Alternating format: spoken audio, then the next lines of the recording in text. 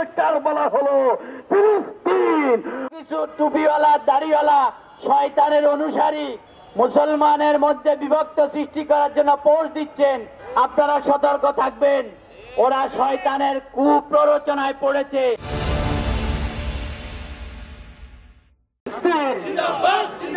Kashmir Kashmir Kashmir Kashmir Arakan Arakan Iran Iran ভেঙে দাও পুড়িয়ে দাও জনগণের কালো হাত ভেঙে দাও পুড়িয়ে দাও জনগণের কালো হাত ভেঙে দাও পুড়িয়ে দাও জনগণের কালো হাত।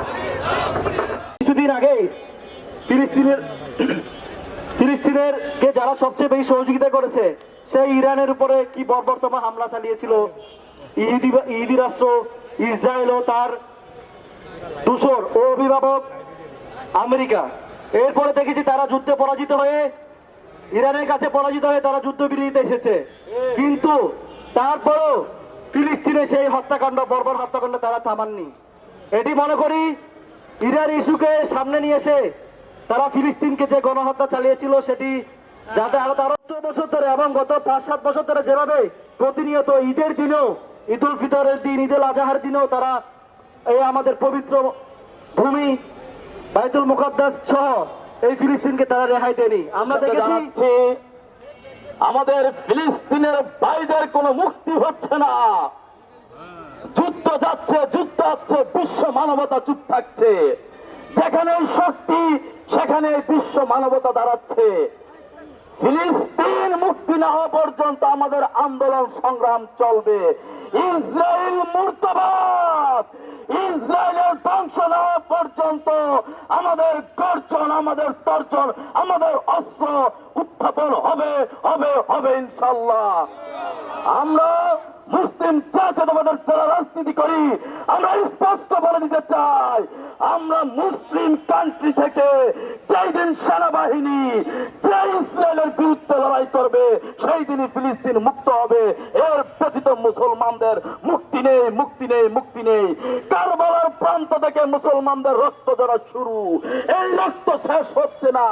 আধুনিক যুগের কারবালা হলো ফিলিস্তিন। মুসলিম বিবেককে আমরা জাগ্রত হতে বলবো, কারণ বিশ্ব মুসলমানদের একত্রিত না হওয়া পর্যন্ত বিশ্ব বিবেক জাগ্রত হচ্ছে না, হচ্ছে না, হচ্ছে না। আমরা দেখলাম ইরান এই ইসরায়েল এবং আমেরিকার বিরুদ্ধে যুদ্ধ করে যখন জিতে গিয়েছে তখন তারা এই ইরানের উপরে আক্রমণ করে যখন পরাভূত হয়েছে তখন তারা ফিলিস্তিনের ভাইদেরকে আরো নির্মমভাবে হত্যা করছে। কি লজ্জা, কি লজ্জা, কি লজ্জা! নিরীহ মানুষকে মারার ভিতরে গর্বের কিছু নেই। যুদ্ধের সকল আইন কানুন বন্ধ করে দিয়েছে। আমরা বলবো জাতিসংঘকে বিলুপ্ত করে দিতে, আমরা বলবো জাতিসংঘের প্রয়োজন নেই, আমরা বলবো মোরাল রাষ্ট্র যুক্তরাষ্ট্রের প্রয়োজন নেই। তোমরা যদি মানুষকে রক্ষা করতে না পারো তাহলে তোমার কিসের মোরলগিরি? মানুষকে হত্যা করার জন্য এই যুদ্ধ প্রলম্বিত করছে। আমরা দেখছি রাষ্ট্রে রাষ্ট্রে শুধু এই মার্কিন যুক্তরাষ্ট্র অস্ত্র ব্যবসার জন্য। ইসরায়েলের যখন অস্ত্র ফুরিয়ে যায় তখনই যুদ্ধবিরতি, আবার যখন সে অস্ত্র সংরক্ষণ করে এই জানেবাজ ইসরায়েল বিশ্বব্যাপী অর্থনীতি দিয়ে পৃথিবীকে গ্রাস করে রেখেছে। আমরা বলবো মানবাধিকার কমিশন খোলা হচ্ছে, আমরা বলবো আপনি যদি মানবাধিকারের জন্য কাজ করেন তাহলে গাজায় মানবাধিকার কমিশন খুলেন। আপনি যদি মানবাধিকারের কাজ করেন তাহলে আপনি কাশ্মীরে যান। আপনি যদি মানবাধিকারের কাজ করতে হয় তাহলে আরাকানে যান, সেখানে দেখেন মুসলমানদের উৎখাত করে কিভাবে তার ভিটে মাটি গুড়িয়ে দিয়েছে। বাংলাদেশে কোনো মানবাধিকার লঙ্ঘন হচ্ছে না। বাংলাদেশে জাতিসংঘের মানবাধিকার অফিস খোলার প্রয়োজন নাই।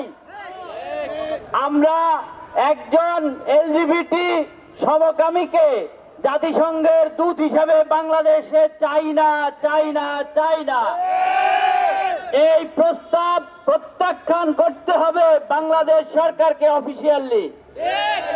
আমরা আজকের এই সমাবেশ থেকে বলবো, ইরানের পক্ষে শুধু নয়, গাজার পক্ষে শুধু নয়, যদি মুসলমানদেরকে রক্ষা করতে হয়, বিশ্ব মজলুম মুসলমানদেরকে, তাহলে বিভক্তি মুছে দিয়ে, শিয়া সুন্নি এই সকল বিরোধ মুছে দিয়ে ঐক্যবদ্ধ উম্মাহ গঠন করতে হবে। জাতিসংঘ মুসলমানদের রক্ষা করতে ব্যর্থ হচ্ছে।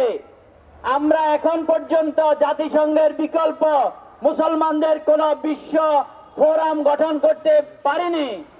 তাই যদি আমরা মনে করি এই আরব লীগ, এই ওআইসি ব্যর্থ হওয়ার কারণে আমাদেরকে আরেকটি বিশ্ব মুসলিম উম্মার স্বার্থ রক্ষার জন্য, গাজার মতো বিশ্বের মুসলমান গণহত্যা থেকে রক্ষার জন্য আরেকটি বিশ্ব ফোরাম, মুসলিম ফোরাম গড়ে তুলতে হবে। বন্ধুগণ, হিরোশিমা এবং নাগাসাকির যে ভয়াবহ গণহত্যা, তা পৃথিবীর মানবতার ইতিহাসে জঘন্য গণহত্যা। অথচ তার চাইতে 6 গুণ বেশি শক্তিশালী ধ্বংসাত্মক বোমা নিক্ষেপ করা হয়েছে গাজায়। এটি হিরোশিমা এবং নাগাসাকির চাইতে বড় গণহত্যা চালানো হয়েছে। অবিলম্বে এই গাজা গণহত্যার জন্য ইসরায়েলের অবৈধ রাষ্ট্র ইসরায়েলের নেতানিয়াহুকে মানবতা বিরোধী অপরাধে বিচারের আওতায় আনতে হবে। অবৈধ রাষ্ট্র ইসরায়েলকে মোকাবেলা করতে হলে মনে রাখতে হবে, মুসলমানদের পাশে আমেরিকা, রাশিয়া, উত্তর কোরিয়া, চায়না দাঁড়াবে না, দাঁড়ায়নি। তাই মুসলমানদেরকে ঐক্যবদ্ধভাবে এক উম্মার পিছনে দাঁড়াইতে হবে। ইতিমধ্যে বাংলা ভাষায় ইউটিউব, ফেসবুকে কিছু কিছু টুপিওয়ালা, দাড়িওয়ালা শয়তানের অনুসারী মুসলমানের মধ্যে বিভক্ত সৃষ্টি করার জন্য পোস্ট দিচ্ছেন। আপনারা সতর্ক থাকবেন, ওরা শয়তানের কুপ্ররোচনায় পড়েছে। ওরা এখন শিয়া সুন্নি ভাগ করছে।